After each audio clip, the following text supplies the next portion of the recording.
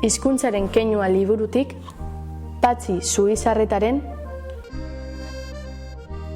Egan dagien zuhaitzean.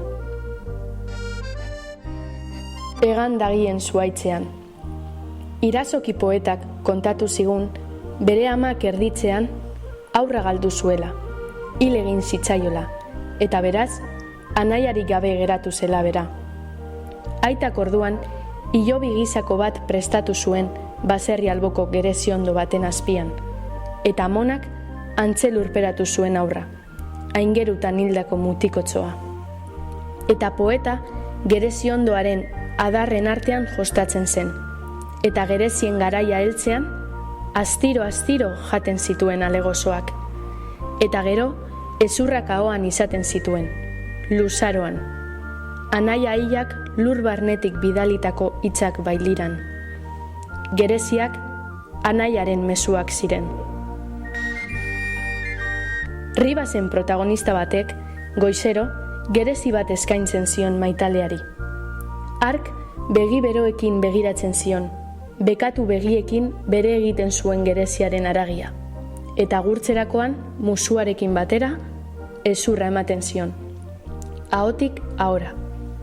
Protagonistak egun osoa igarotzen zuen hezurrarekin, hortzen teklatuan musika eginez.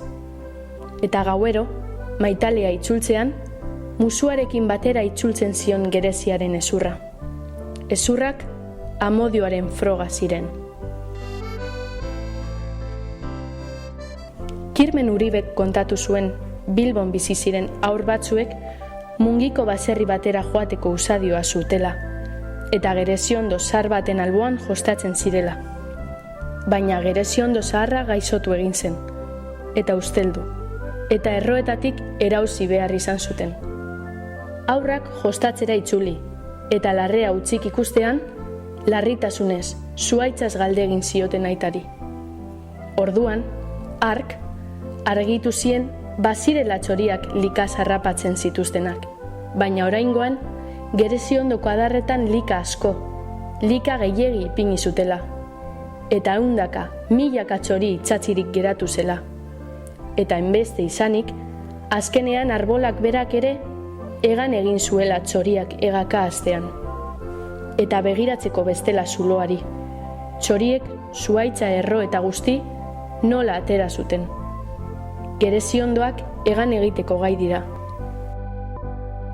Horretarako behar dut euskara. Komunikatzeko, maitatzeko, egan egiteko.